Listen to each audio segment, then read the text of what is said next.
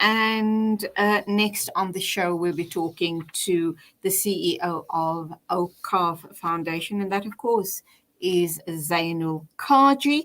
He is here to tell us about a very, very important event taking place this Saturday. It's a webinar book launch. Let's join him to talk about this amazing event, inshallah. Zeinoul, salaam alaikum, welcome to the program. Wa alaikum salam wa rahmatullahi wa barakatuh, Sister Julie, and happy to be back with you again. You guys are pretty busy all the time.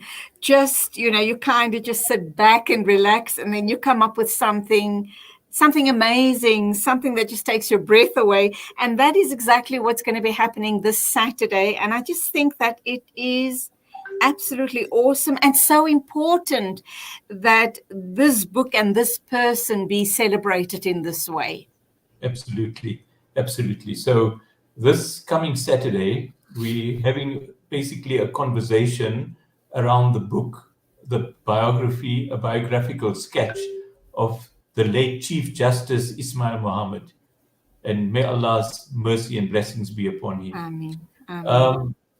He was really an amazing person that we celebrating. I think well deserved after 20 years. He passed away 20 years ago, and I was just reading that Dikgang Moseneke, the former Deputy Chief Justice, saying that how is it that a man of his caliber was like an unsung hero. We haven't even recorded and documented a great person like him. Others said that, as soon as in the more liberal communities, in the, let's say, the white communities, if somebody passes on, immediately there'd be tributary books and lots that would be written about that person. But for Ismail Mahomed, who was probably one of the founding fathers of our democracy in South Africa, he led a struggle not from the trenches. Maybe his trench was the law court, and he fought from there. And his quest and his obsession with the issue of justice and with the issue of law that was that was unjust and that was racist and that was discriminatory and all of that, he really put his heart and soul into fighting that injustice through the courts. And he was able to fight and defend a lot of freedom fighters, a lot of people that were unjustly arrested and so forth. So I think it is really timely that a book like this on Ismail Mahomed has been published. That we really take our hats off to former Deputy Minister Enver Surti and Quresh Patel, who launched the Project Justice Trust. And it was through the Project Justice Trust that they put together this book. They were the authors of this book. And of course, OCAF South Africa supported the publication of this book and gave the financial support as well. So Alhamdulillah, we're here now and we have this book, and it's an amazing read for those that have read it already. I have read most parts of the book, and it just an intriguing book because every page that you read, there's a story. There's a story about his life. There's a story about his family. There's a story about the cases that he fought, the interviews that he had, the judgments that he gave, the questioning that took place, and cross-examination that took place in court. So some of those interesting things are actually recorded in this book. Amazing. It must have been quite a work of love for the people involved here, and to honor this man in such a way. A sad loss, not only to us as a Muslim community, but I should imagine to the community at large. What a brilliant mind. We are that much the poorer for having lost Justice Ismail Mahomed. May Allah subhanahu wa ta'ala grant him the highest stages in Jannah, inshallah. In the surah, you say was very involved in this work. Do you know who else collaborated on the book and how long it took to put it all together? I think it took about a year to put all this together, and one of the persons was Quraish Patel, Dr. Quraish Patel, and of course they collaborated with the South African Human Rights Commission. They collaborated with newspaper agencies that had a lot of archival material. Then there were, of course, law reports that they were able to access. They were also able to interview a number of people, a number of close associates, people that were either mentored by Chief Justice Ismail Mahomed or people that were colleagues of Judge Ismail Mahomed, like Clifford Mailer. There was Deputy Chief Justice Dikhan Moseneke, and many others that that he had direct contact with while he was practicing as an advocate in Johannesburg, and while he was also the Supreme Court president in the Free State. So the Supreme Court of Law was also one of the places where he actually had to live. And amazingly, those of us that lived through the apartheid era know that the Free State was a no-go area if you were a black. If you were an Indian, you couldn't actually live or stay overnight there for more than 24 hours. You couldn't be there. So he worked there for several years, and he used to travel daily from Kimberley to Bloemfontein or Durban to Bloemfontein. Can you imagine that? Because he was not allowed to sleep in Bloemfontein in the Free State. And that was one of the apartheid laws that prevented him from that kind of, When you hear stories like these, Zeinoul, you can't believe that we lived through those times. It was ludicrous what we as blacks were subjected to, and very, very especially a man of his caliber. We'll talk a little bit about the book launch and all the heavyweights that are going to be at the book launch, but tell us more about the man. What was he all about? What do his family say about him? Yeah, I think he was a very quiet person, but a very family-orientated person as well. He would be, he would, for hours, he would be able to talk to people, but he would also be a kind of a recluse where he would be sitting and burning the midnight candle or midnight oil, studying, reading. And he was such an eloquent speaker and so widely read that he was so kind of indulged into his reading, and especially the issues of law, that he could never say, for example, that any piece of law was like immaterial or trite.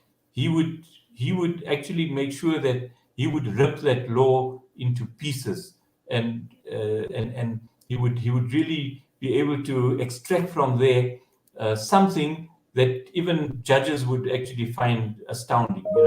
They would be falling back. But he was a family man. He was a father. He was a great uncle to his nieces. He took them out for shopping, Eid shopping, and Ramadan shopping, and all of that. He would take them out.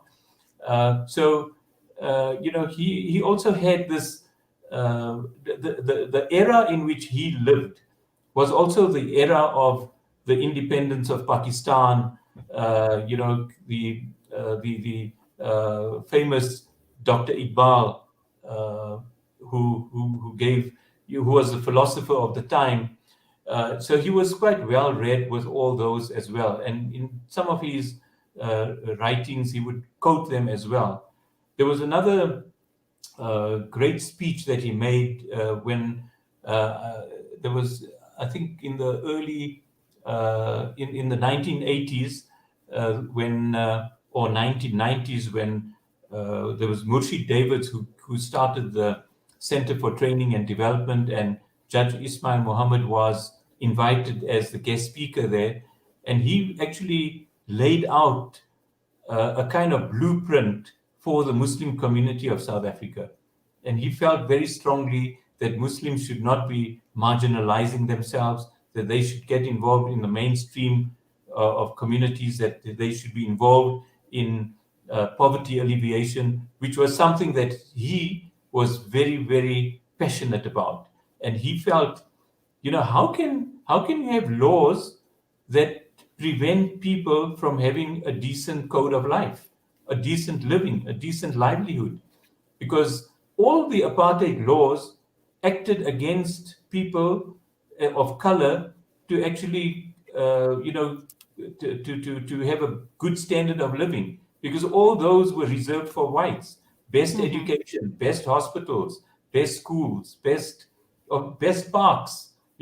So people of color couldn't even play in a decent place. So he was that type of a person where all these injustices affected him.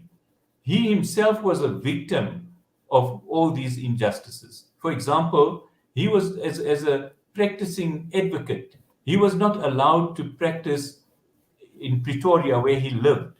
He had to travel every day to Johannesburg. And this is another beautiful story, that his mother would be on the musalla until he reached Johannesburg, and he would then phone her, to tell her that he's arrived.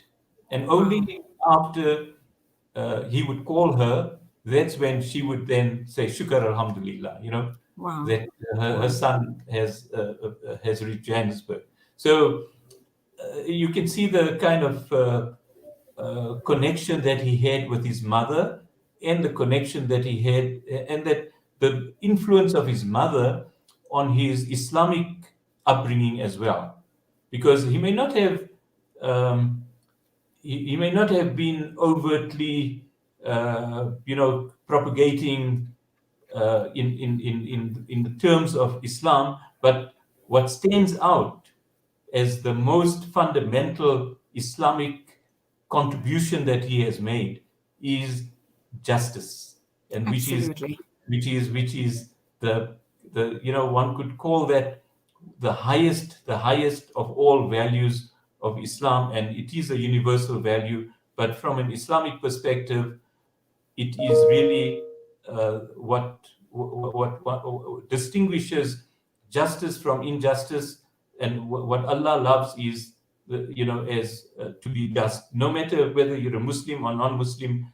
That's something that He loves, and He would rather prefer you to be a just ruler that is non-Muslim to an unjust ruler who is a Muslim. So we get that also from Islamic heritage, where that kind of value is actually placed on justice. This webinar is going to be reaching all corners of the world. Why is it so important? I think that, first of all, Chief Justice Ismail Mahomed, because of his major contribution to democracy, to our constitution, which is one of the best in the world. He was a Muslim. He was the first Chief Justice of a democratic South Africa. The contributions that he's made and how he actually looked at law, I think, made him an international personality. He also was a judge in Namibia. He was a judge in Lesotho. He was a judge in Swaziland. So he was, in that sense, international. He was invited to many countries, India, the US, to give lectures. And people really valued him. I think people valued him more outside South Africa than inside South Africa. Isn't it always the case? We take our heroes for granted. Yes, absolutely. So you find obviously that he when even he struggled here in South Africa with regard to his appointment as the president of the Constitutional Court.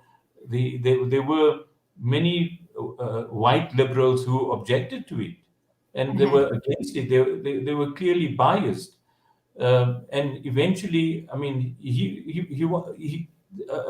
from what we read, there was some sort of, let's say, heart sore about that as well. Although he wasn't a man who wanted position, it was just his natural makeup that elevated him to higher positions. But the fact that it came across, from a biased perspective, must have actually touched him as well, must have affected him. But his appointment as Chief Justice, I think, was really the cherry on the top, because I think that was really, a great achievement for him and for the Muslims of South Africa and for South Africa. Yeah, absolutely. Zeinoul, tell us about the speakers on Saturday. And as always, I do know that you people truly fight all of the right causes and raise funds for, important issues. And obviously, the sales from the book. What are you planning to do with all of that? Okay. So the speakers that we have are the author himself, one of the authors or co-authors, Deputy Minister Enver Surti. He will be delivering a keynote address.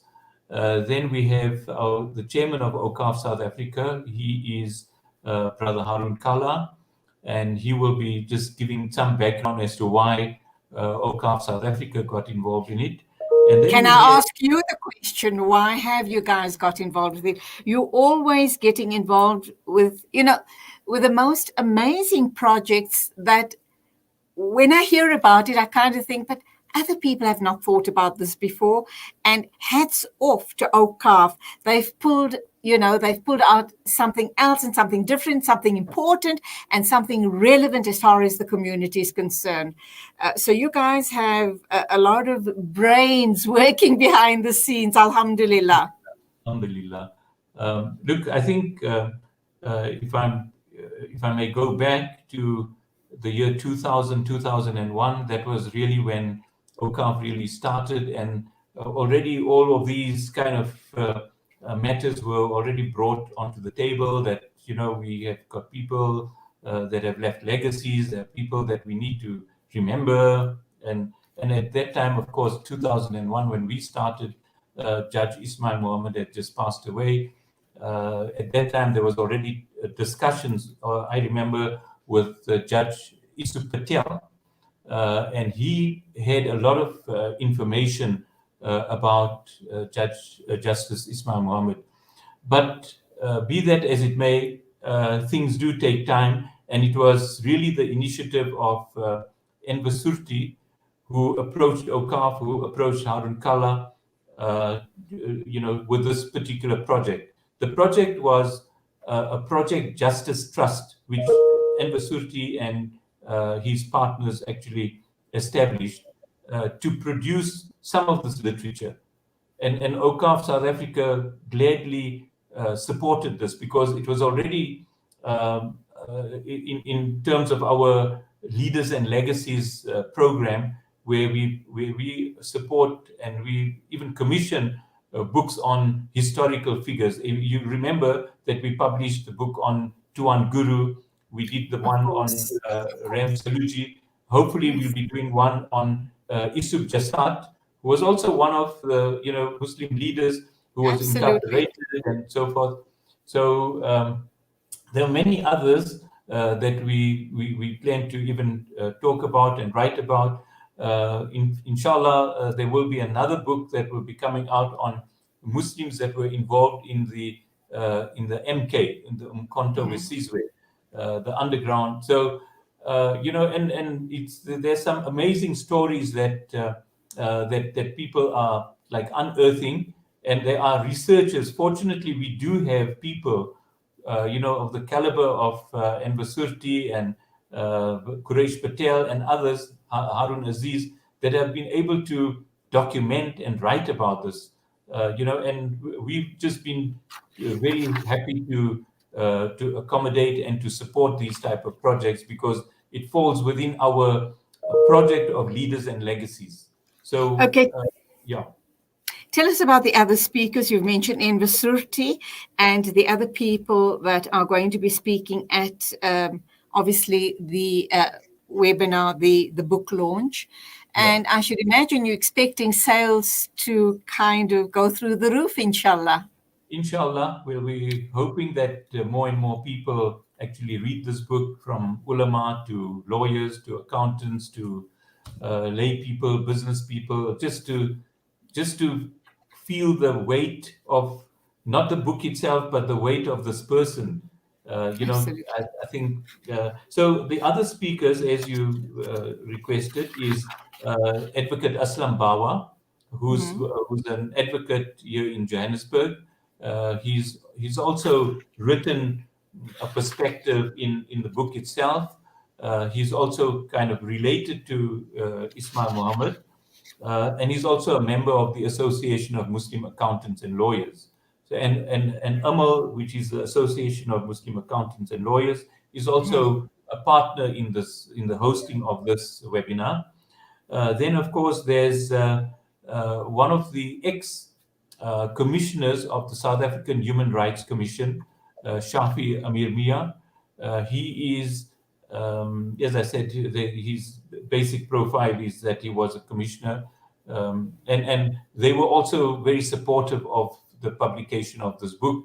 And there's another compendium book that was published, which is called the commemorative book on Judge Ismail Mahomed. So this one here that we're talking about is a biographical sketch. The other one is a commemorative book where different colleagues have actually written about Ismail Mahomed. So their particular perspectives. Like there's one, for example, from Thuli Madunsela, who writes, in glowing terms about Ismail Mahomed.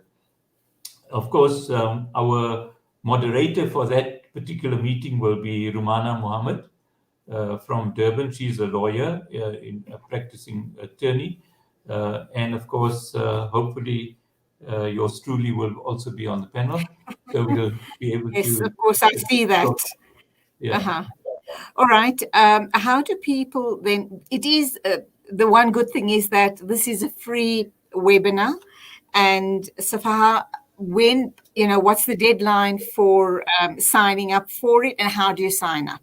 Okay, there is no deadline. Obviously, maybe the it's deadline Zoom, obviously, by Zoom. Yeah. Just as soon as possible, register. Yeah. You can do it via our website, OCAF, www.ocafsa.org.za. You can go onto the link there and you can register.